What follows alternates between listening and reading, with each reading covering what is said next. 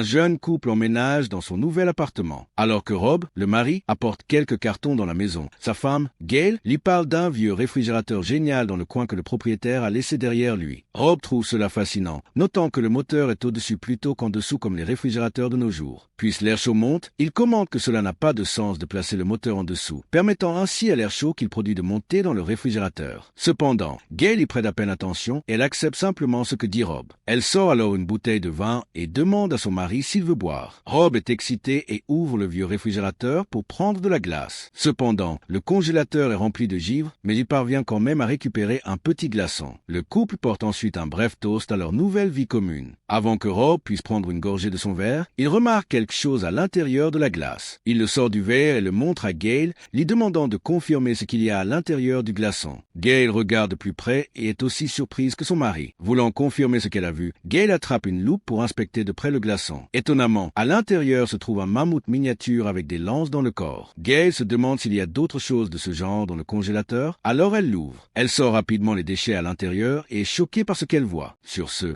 Rob jette un coup d'œil et commente qu'il y a une civilisation perdue dans le réfrigérateur. Il est vrai que le congélateur contient une ville médiévale miniature en activité. Tout à l'intérieur bouge si vite, les petits gens vivent leur journée normalement, sans être affectés par les deux géants qui planent près de leur ville. Incrédule, Gail affirme que ce qui se passe n'a pas de sens, et Rob est d'accord. Elle précise ensuite qu'il voit une ville du début du Moyen Âge lorsque les mammouths laineux sont éteints à la fin du Néolithique. Rob ignore cela et accepte simplement avec sa femme de cacher son ignorance. Plus tard, Rob enterre le mammouth congelé dans un pot de terre. Rob semble triste à ce sujet. Alors Gail détend l'ambiance et dit que cela fera probablement un bon engrais. La curiosité prend le dessus et tous deux vérifient à nouveau le congélateur. À leur grande surprise, tout a radicalement changé. Ce qui était autrefois une ville médiévale est aujourd'hui un lieu modernisé pendant la révolution industrielle. Des usines et des chemins de fer sont construits, couvrant le ciel du congélateur de fumée.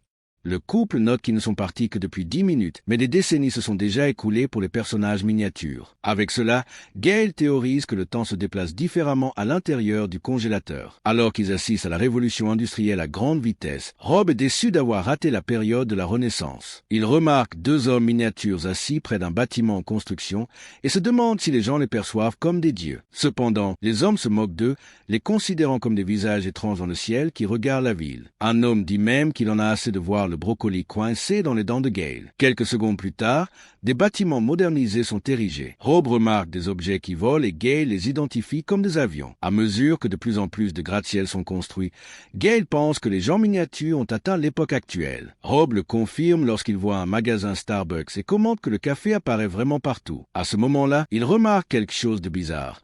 Alors il regarde plus près. Soudain, un missile tombe en pleine ville et explose. L'explosion aveugle Rob, le faisant reculer et tomber sur le sol. Gail l'aide à se relever et lui dit de se calmer. Mais Rob panique, s'exclamant que des armes nucléaires tactiques explosent dans leur congélateur. Cependant, le visage de Rob est aussi rouge qu'une tomate et Gail pouvait à peine garder un visage impassible. Alors que le congélateur explose avec d'énormes bombes nucléaires, Gail tend un grille-pain brillant à son mari, lui permettant de voir comment la chaleur de l'explosion a rendu son visage rougeoyant. Rob gémit, mais il remarque ensuite que la situation dans le congélateur n'a fait qu'empirer. Le couple le regarde en entendant des cris, des coups de feu et des explosions. Sur ce, Gail ferme le congélateur et dit que les gens ne peuvent pas sortir de la guerre en quelques minutes. En entendant cela, Rob demande ce qu'il doit faire et Gail répond qu'il devrait commander une pizza. Plus tard dans la nuit, le couple dîne avec une pizza en attendant que la situation se calme. Une heure s'est écoulée et Rob le recommande de vérifier le congélateur. Il espère que les gens miniatures ont eu une chance de reconstruire leur ville, mais Gail lui dit gentiment qu'ils doivent accepter la possibilité qu'ils n'y soient pas parvenus. Pourtant, Rob va au congélateur et l'ouvre quand même. À leur grande surprise, le congélateur brille de villes lumineuses et de voitures volantes. Gail prétend qu'elle ressemble à Emerald City, mais avec moins d'émeraudes et des appareils plus futuristes. Cette vue rend Rob extatique, émerveillé par la beauté de tout. Soudain, un bâtiment émerge juste devant eux et Rob plaisante en disant que cela ressemble à un jouet pour adultes. À ce moment-là, tout dégénère et une immense pyramide apparaît au milieu de la ville futuriste. Il brille vivement et consomme l'énergie des ponts qui y sont attachés. Finalement, elle se transforme en une forteresse en forme de losange et consume toute la ville jusqu'à ce qu'elle éclate en une boule d'énergie. L'énergie majestueuse explose comme une étoile et des traînées de lumière commencent à zoomer autour de la cuisine de Rob et Gail, remplissant leur appartement de lumière. La merveilleuse lumière les fascine tous les deux. Au cours de cette période, il semble que les hommes miniatures aient découvert les secrets secret de voyage dans le temps et dans l'espace. Après cela, les rayons lumineux retournent au congélateur, se rassemblent en une sphère et disparaissent. Cela efface les sourires sur les visages de Rob et Gail, confus face à ce dont ils viennent de voir. Rob se demande si les personnages miniatures reviendront un jour,